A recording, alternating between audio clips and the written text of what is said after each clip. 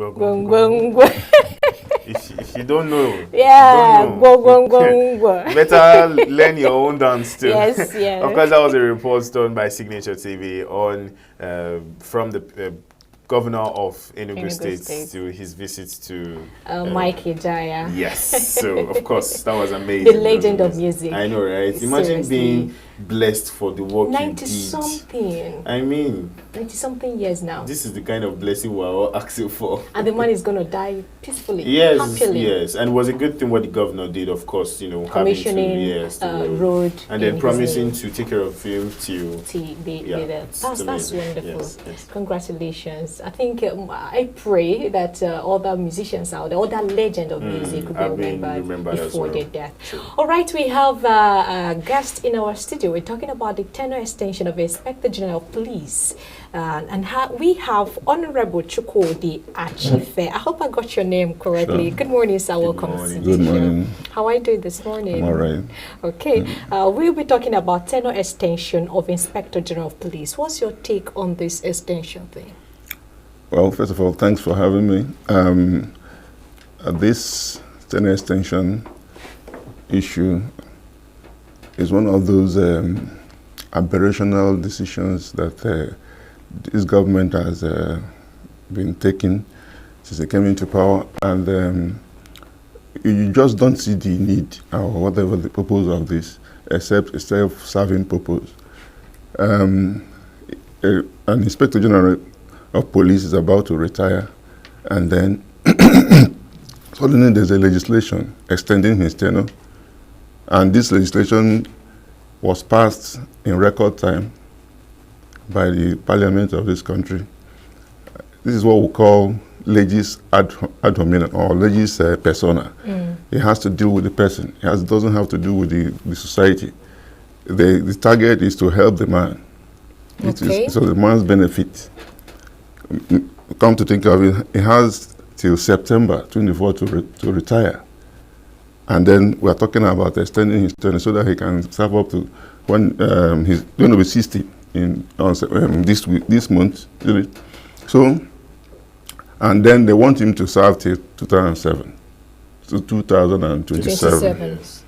And that was why they speedily passed that. But do you think that the man has done so well, to deserve? Because a lot of critics out there, they are complaining, no, why, and all of that. So I want to know the high number of people in this society, the citizens. Do you think they have benefited more from the man? That's the question that is out there. What has the man done to deserve this great privilege? What national heroics have they performed? The crime level in Nigeria has skyrocketed since this administration came into power. The killings, everything that has been there has quadrupled. We haven't seen any major shift in police achievements in the area of insecurity and all that. So what informed this great hurry and to extend the man's tenure? And then even if the man has become a hero, is that why we should change our laws overnight? It doesn't make sense. Honestly, Honorable, today is his birthday, of course, the IGP's birthday is today, which he's 60 now. But my question is, do you think this is political? It is highly political. It is personal. It is unbeneficial to the society. It is something that we shouldn't even contemplate. Any decent society should not contemplate. When you were talking before, you said that it's all about the man. Yes. Yes, it's mostly to benefit the man. Yes. And now you're saying it's also for the society. So I want to get, what's the balance? Is promoting him, extending his tenure, going to do more to the people, or just for him? It's not about the society. It's very clear. It's not about the society. It's about the man. I don't know what favors the president wants the man to do for him, or the man has done for the president to deserve this great distension in our legal system, in our lawmaking process. Because for goodness sake, if he goes and we begin to do the amendments, what will happen? So why must it affect him in the dying seconds of his tenure? It doesn't make sense. And the speed with which this parliament did the amendment, is a confirmation that when people say it's a rubber stamp parliament, when they do this kind of thing, there's no other way to view them except that they're a rubber stamp. What do you think will be the implication of this? The implication is always the implication of arbitrariness in legal or lawmaking is always dire for the society. It has never posited anything positive for any society, that people just wake up and change laws anyhow to accommodate private interests. It doesn't all go well for the society at any time. It has never done so. So the implication is that we keep going through this roller coaster of impunity in this country. For goodness sake, this guy should have been placed on a retirement leave about 3 months ago. That's what enjoy it. I was about to ask, has it been this thing? Has it been happening before? Has it been any trace of IGP before? Haven't been expanded? The person's tenure has been expanded. We have had attempts in the past by different presidents who have nothing good to offer this country. And there was in the under the Buhari regime, there was an attempt to extend the tenure of the former chief of army staff, Buratai. And it was a battle. He was supposed to retire, and he kept trying to extend. In fact, he extended it by fiat and kept the man there until there was so much outcry. And then he retired the man, and then instead of the man going home peacefully to his retirement, the president then reappointed him as an ambassador. And we keep asking, for what? What was the great thing he did for this country? He couldn't conquer the Boko Haram or insurgency. He couldn't do anything. Everything escalated under him. And there were all those allegations of corruption, houses in Dubai and all that. In all those things, he was rewarded by an ambassador position. Okay, well, so how does this impact the morale and effectiveness of the police force right now? Yes, the funny thing is that when the Senate leader was moving this motion for amendment, he cited morale, he cited retention of experience and all those things, cutting training costs as the reasons for his proposal. Then it's laughable. How can you? So all the people who have been training, every day you train police officers from academy to training centers, even abroad, and then you are talking about keeping one man in office, and his experience is so indispensable that all these people who are training, they cannot take over. For goodness sake, don't train anybody to become IGP. He rises from the ranks, he learns the trade, and he gets to his office, position. So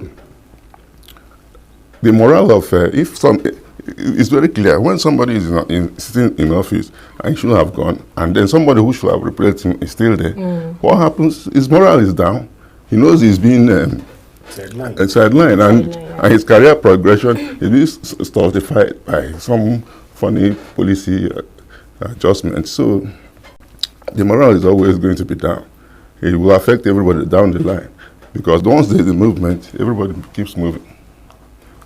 Because if somebody is, for example, somebody behind him has 1 year to retire, somebody behind the IGP has 1 year to retire, then he suddenly come and extend the IGP to another 3 years. What happened to the man? Are you going to extend his own? So it doesn't. Okay, you are a legal practitioner and, of course, public affairs analyst. So yes. I would want you to, educate the public on how this decision align with the principles, the principles of accountability, the principles of transparency of governance, the principle of good governance itself. How does it align? Of coming from your state and your caliber of person? No, there's certainly no alignment morally, socially, even politically and legally. According to Section 215 of the Constitution, talks about these things that a public officer should retire 3 months ahead. Well, put on compulsory, compulsory retirement leave 3 months ahead of the date of retirement. So he has time to gather everything he wants, put his table in order, hand over to the next person. That's what the Constitution says. And then even the Police Act 2020 said you retire at the age of 60. And the man is 60 now. You're 60 today. And on the verge of your 60th birthday, your tenure is suddenly extended. Well, can't you see the loophole in the not abiding to the constitution of the country? That's one of these. There's a great danger inherent in this kind of thing. The impunity. Everybody who comes, what it means is that anybody who comes into power, just look at somebody and say, you have to stay here, whether anybody likes it or not. And he goes to the parliament, they amend the laws arbitrarily. And the implication is there is no order. There is no regularity in our system. And it goes all the way down the line. It affects everything we are doing. That is it. Of course, this would raise a lot of eyebrows of almost all Nigerians. Because how do you think this would...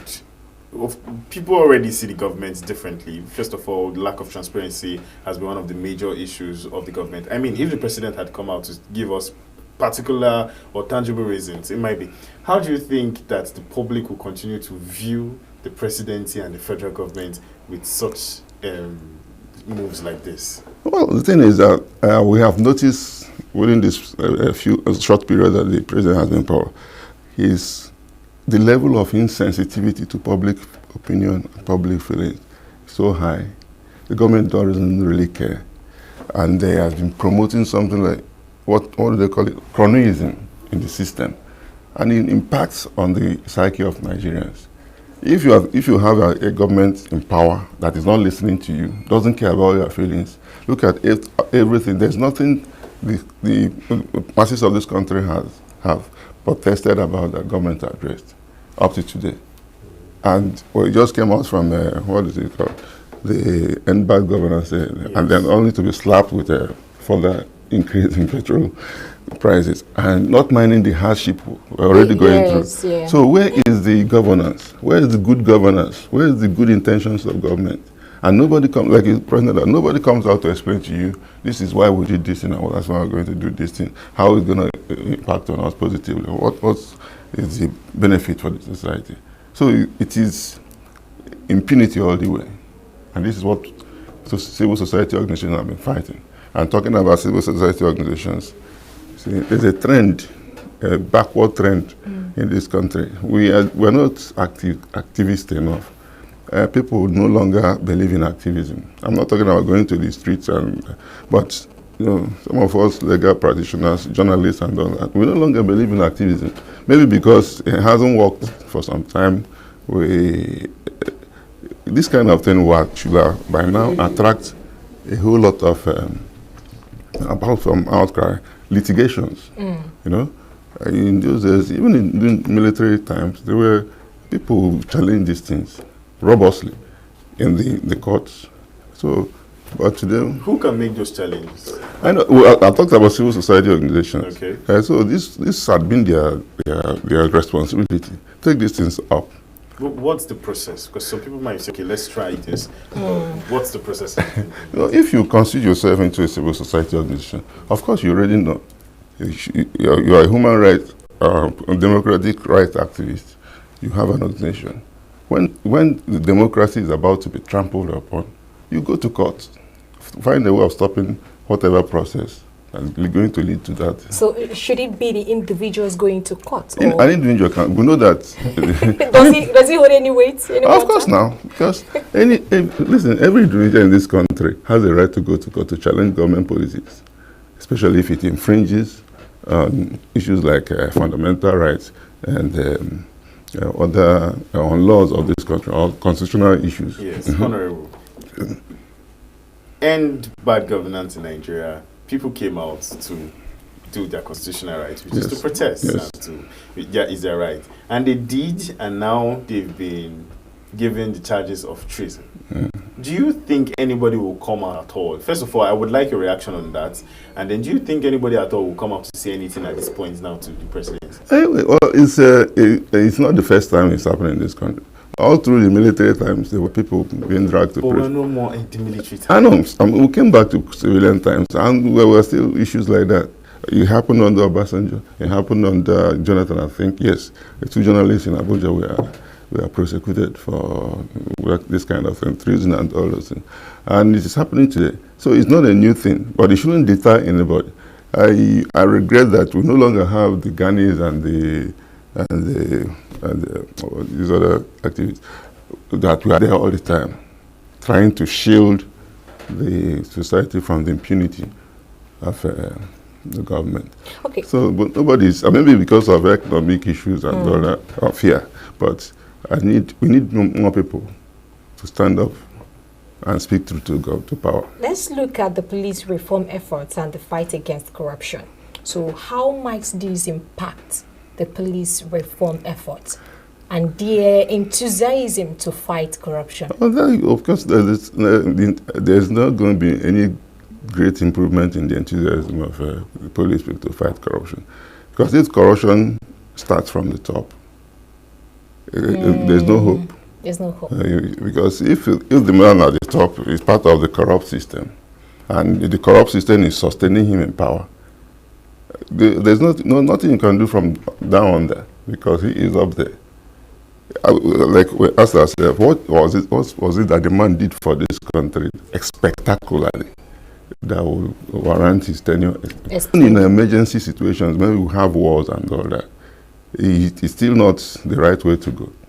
You know, that you should suddenly, within 20 minutes, you alter the laws to accommodate personal interests. It doesn't happen in any decent society.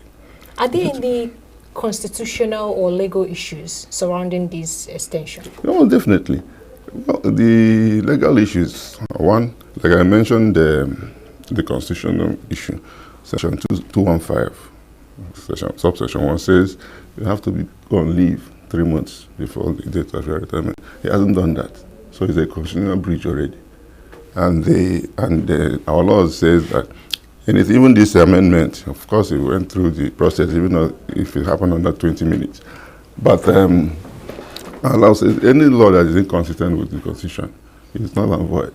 So there are a lot of legal issues. So who is to follow up on this, like when it comes to the legal part? Any single citizen of this country. Well, every citizens are afraid right now to do anything. So let's go to the government. Which part of the government can do something about this? Well, will you expect the Office of Attorney General to go against the President? But by and large, this is so ironical because this Tinubu, President Tinubu, as Governor Tinubu, that I knew as a pro-democracy activist, was always in courts fighting issues of impunity of government oppression. When he was governor of Lagos State, he tried to create local government. The government at that time, under Obasanjo, stopped his allocations, and he went to court. And he fought that. He ran his government without allocation for many years. And also, he had been under that kind of situation, and he fought it.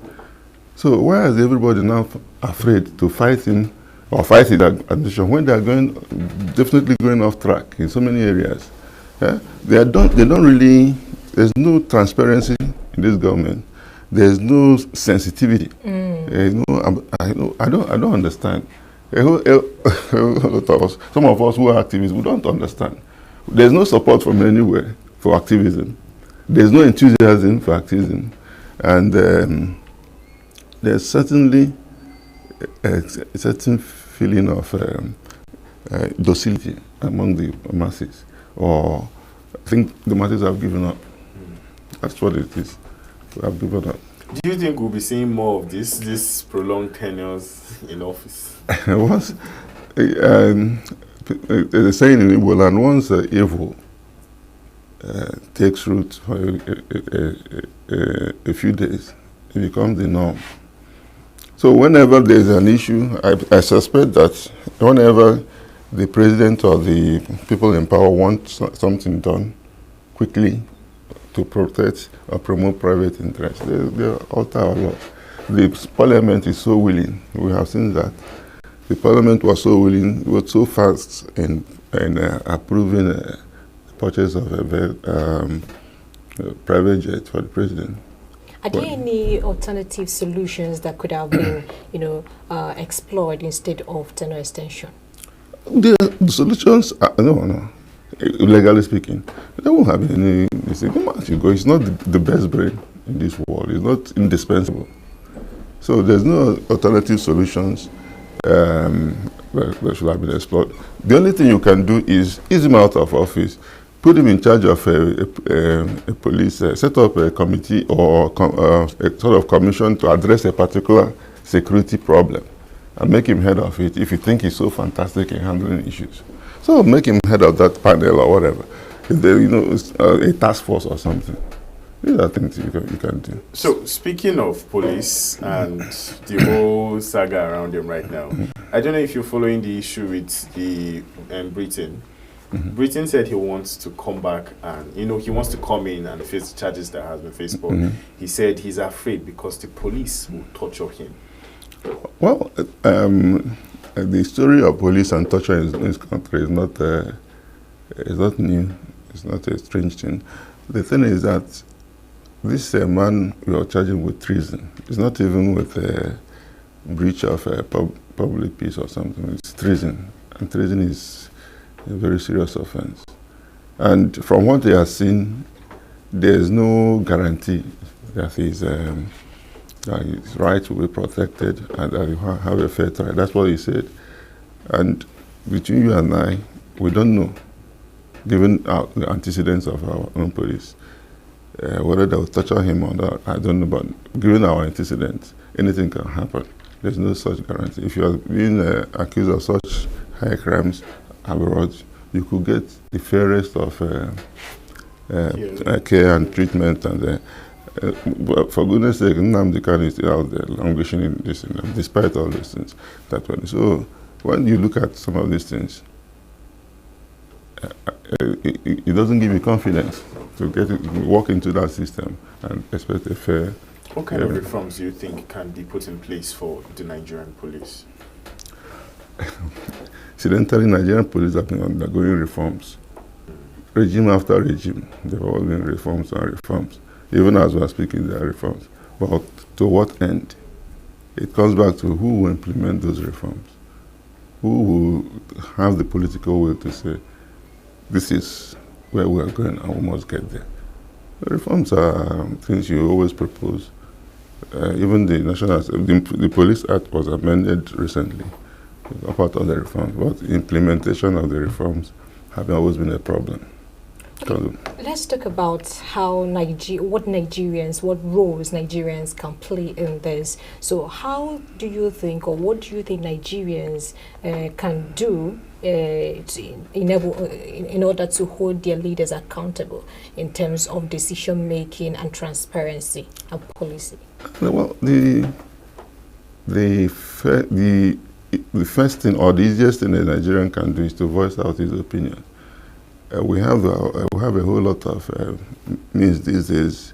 We have access to social media. Even if you don't have access to regular media like yours, you have access to social media. But like I said, there's a whole lot of insensitivity and unresponsiveness from the government to the feelings of the people. But beyond that, the major problem with us is that we have lost our power, even to vote. Our votes don't count anymore. So that's the greatest power the ordinary citizen has. Because when you do every other thing now, it comes to the ballot box, that's where his power is. Or he's no longer sure that whatever he goes out there to do, it will count. It will make any sense, because even this last election, we saw that people were prevented from voting and nothing happened. People were beaten up in the polling station. So that singular power they had, that most powerful weapon they have been taken away from them too. Even the power to demonstrate on the street have been taken away too. So it is no-win situation for the people. And then, like Nigerians always do, they resort to prayers.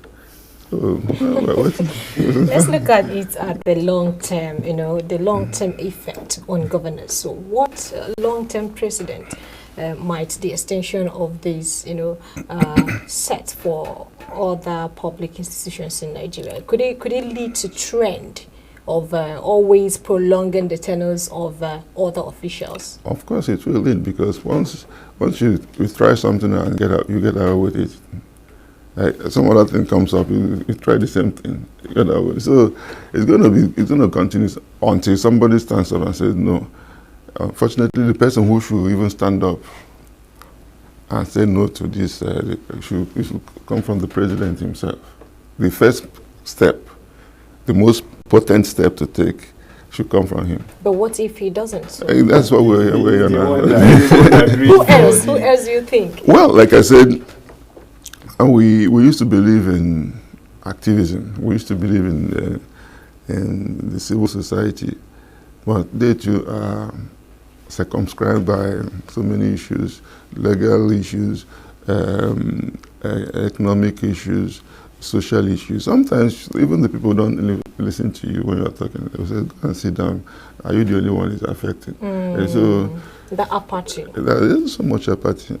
And then docility. And that sense that there's nothing we can do. Okay, so finally, before we let you go, what solutions do you think can be put in place? Of course, you've mentioned that citizens should, start speaking out, but give us other solutions that we The solution, most of the solution actually lies with the National Assembly. If the citizens start holding their representatives accountable, or the representatives start being sensitive and responsive to the needs of the people. Listen, why are we, I keep asking ourselves, why are we going back? From when democracy was restored in 1919, there was so much activism in the National Assembly. They stood up to the president. We had people like Okadibo. We had people like Omar Galinaba, who out of patriotic instincts and sentiments, were always like saying, telling the president, this thing cannot happen. This thing is not fair. When government wants to introduce new tax systems and all that, say no, it is oppressive. It is National Assembly that will stand up to the president and say, this thing is oppressive. It's not going to help the poor people of this country. And they did it successfully. Then we had another regime, and each regime after regime, the same level of activism continued to go down. Until now, we now have a complete rubber stamp parliament. So it lies with them. They have to wake up. Are they telling us that even all these things happening in this country is not pinching them one way or another? It's a funny country. We had a whole lot of people who were elected on the platform of the Labour Party. With that P2B tsunami that swept a lot of people, older guards away, and brought in fresh guys into the National Parliament. We expected some activism from them, but suddenly they collected their big cars and all that, and they don't talk about that. There's no opposition in the country anymore. There's nothing different between a PDP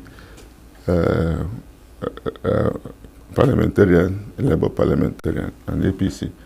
So all of them have collapsed into one big support group for the presidency. Okay, my question is, how might this impact the relationship between the police and the communities they serve?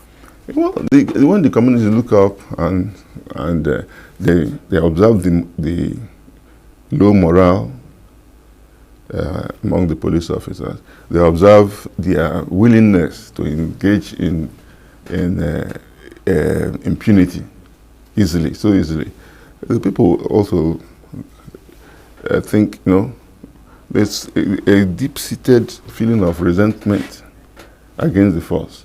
You are not doing your job, and they are being used as an instrument of oppression against us. So it is there. It has always been there, but it's bigger now. People look at police just like people look at sometimes they look at even judicial officers like judges and as instruments of government. When certain judgments are pronounced, and it tends to favor government against public opinion, people start saying they have been compromised. The same thing we talk about police. Police now an instrument of oppression. Across board, the military formations agencies have been looked upon as instruments of oppression. So, all right, Barrister. Sure. So when the salary of the judiciary was increased to about 300%, we went on Twitter, Signature TV, and then we saw some comments of people saying this is a plan for 2027. Everybody kept saying it.